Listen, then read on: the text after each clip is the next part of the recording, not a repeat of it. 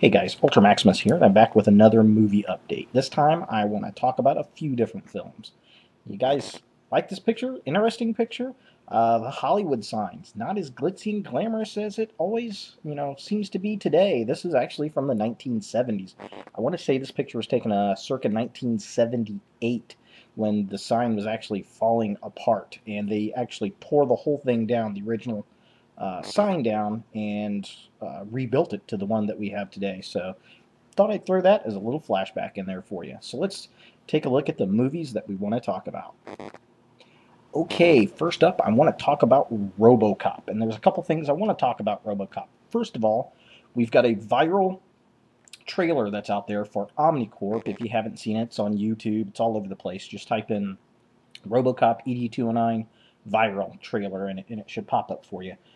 It's very cool, very nice. It starts out with talking about the products that it's selling, which one is a drone, a remote drone that flies over the city. So I'm going to assume we're probably going to see that in the movie. It looks pretty cool. We got the ED209, and this is an image of it that we see, obviously revamped. Looks very Battletech-like to me, which is very cool. And in the video, you see it going up against a tank, which is very, very nice. And then it talks about the RC-2000, which is Robocop, of course. But yeah, just this looks pretty cool. It's a nice upgrade. I think it looks pretty badass. But I'm going to miss the kind of rounded off ED209 that we had in the original film. But this will work, I think. And I think it'll look really, really cool. Okay, and some of the other things I want to talk about the Robocop movie. Unfortunately, Hugh Laurie is no longer attached to play the bad guy running Omnicorp. It was rumored for a minute that it was going to go to Owen Wilson, but as was released, I think, late last week, maybe this weekend, it was Michael Keaton that stepped in and is going to fill the role as the head bad guy. And I'm very disappointed we're not going to have Hugh Laurie in it. He is one of my favorite actors out there right now. But on the same token, Michael Keaton can also be a fantastic actor. He did a great job in Batman. He was funny as Beetlejuice, which are two totally different characters. I really do like Multiplicity, and all around, he's a very good character. So I think it's really going to be the direction that the director gives him, and see what kind of bad guy he'll make. So I've got hopes for him, but I do prefer Laurie. I hate to say it. Also, on the Robocop front, I guess they're having issues. The director is fighting tooth and nail. In an article on Dark Horizons, he said it's like being in hell. The director, he's used to these independent films. Robocop is probably one of MGM's biggest staples right now as far as movies go, along with James Bond. So they're being very dogmatic and very studio-like on what they want to done with the property, to the point where the director said for every 10 ideas he throws out, the studio cuts down 9. So he's having a hard time adapting to the studio movie style, and of course I can see MGM being very protective of this property. So yeah, we'll see what turns out with it, but that's what we got so far on the Robocop front. All right, so Avatar. At one point, James Cameron said that he's not doing any other films. He's in the Avatar business. He said, that's it. I'm making Avatar 2, Avatar 3, and maybe Avatar 4. Well, one of the producers, John Landau, said that there is not going to be a 4th Avatar film. He said that they're working on the next 2 films, which are going to be done back-to-back and are supposed to be released in December 2014 and 2015, respectively. So, looks like it's just going to be a trilogy, which is fine with me. I like the first one. I think it looks, really great, especially in 3D. So I'm interested to see where they take the next 2. Hopefully, we'll have a nice, decent, solid trilogy for Avatar. So that'll be cool. But no 4 movies. Okay, I can live with that.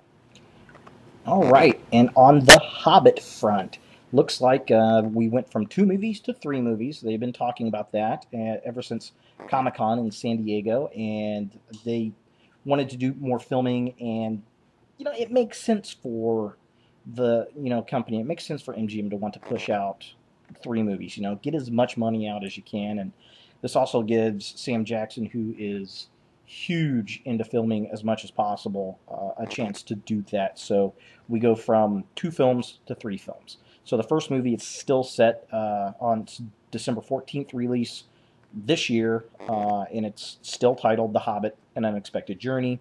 The new film is going to be called The Hobbit, The Desolation of Smaug, and it's going to keep the second movie's previous date, which is December 13th in 2013.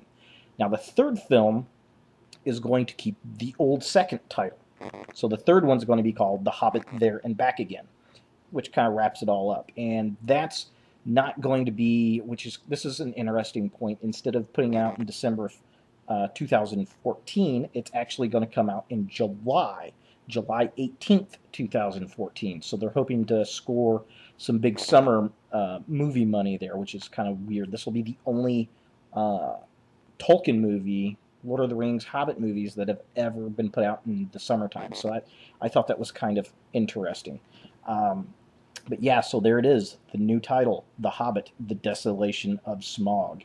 I'm wondering what else they're going to put into the films, because I just don't see The Hobbit as being able to be pushed into 3 full movies. So I'm real interested to see what other Tolkien stuff is going to be packed into it. I guess we'll see. Maybe we'll see Tom Bombadil in it. Who knows?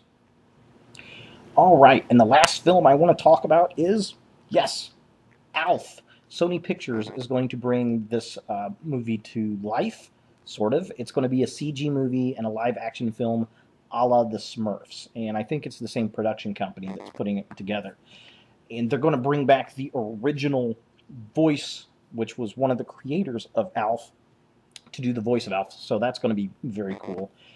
They want to make it more modern, a little bit racier, I think, in humor, kind of punchy in humor, so I'm interested to see where they go with it.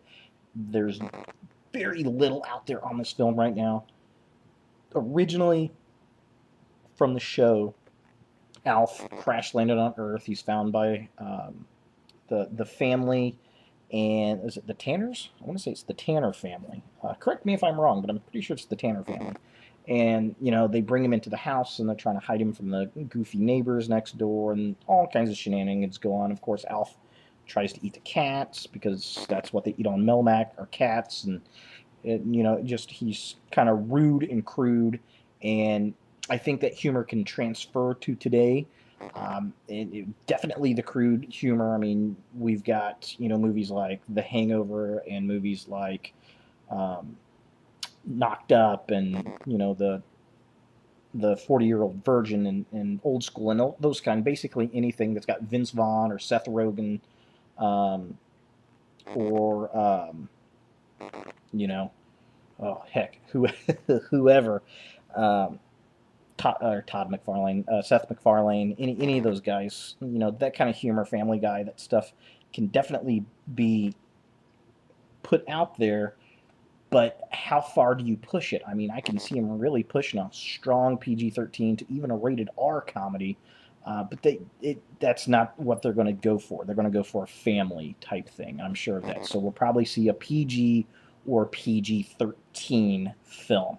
I'm hoping for a PG-13 film to make it a little cruder, a little ruder type of comedy to kind of better match that old flair that Alf had. So I guess we'll see.